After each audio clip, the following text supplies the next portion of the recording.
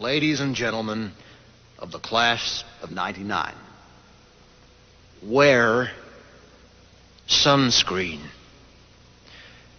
If I could offer you only one tip for the future, sunscreen would be it.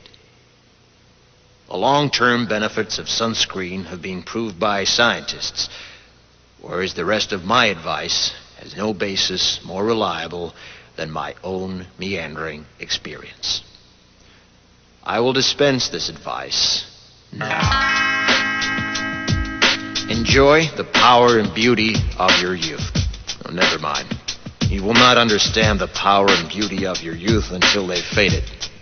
But trust me, in 20 years, you'll look back at photos of yourself and recall in a way you can't grasp now how much possibility lay before you and how fabulous you really looked. You are not as fat as you imagine. Don't worry about the future, or worry, but know that worrying is as effective as trying to solve an algebra equation by chewing bubblegum. The real troubles in your life are apt to be things that never crossed your worried mind, the kind that blindsides you at 4 p.m. on some idle Tuesday. Do one thing every day that scares you. Sing. Don't be reckless with other people's hearts. Don't put up with people who are reckless with yours. Floss. Don't waste your time on jealousy. Sometimes you're ahead, sometimes you're behind. The race is long, and in the end, it's only with yourself. Remember compliments you receive. Forget the insults. If you succeed in doing this, tell me how. Keep your old love letters. Throw away your old bank statements. Stretch. Don't feel guilty if you don't know what you want to do with your life. The most interesting people I know didn't know at 22 what they wanted to do with their lives. Some of the most interesting 40-year-olds I know still don't. Get plenty of calcium. Be kind to your knees. You'll miss them when they're gone. Maybe you'll marry, maybe you won't. Maybe you'll have children, maybe you won't.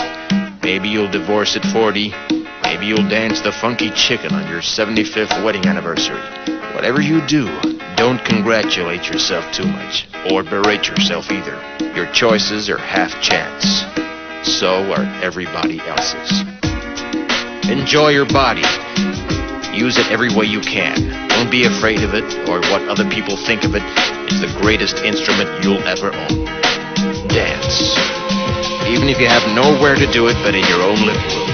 Read the directions, even if you don't follow them. Do not read beauty magazines. They will only make you feel ugly. Brother and sister, together we'll make it through. Someday our spirit will take you and guide you there. I know you've been hurting, but I've been waiting to be there for you. And I'll be there just helping you out whenever I can.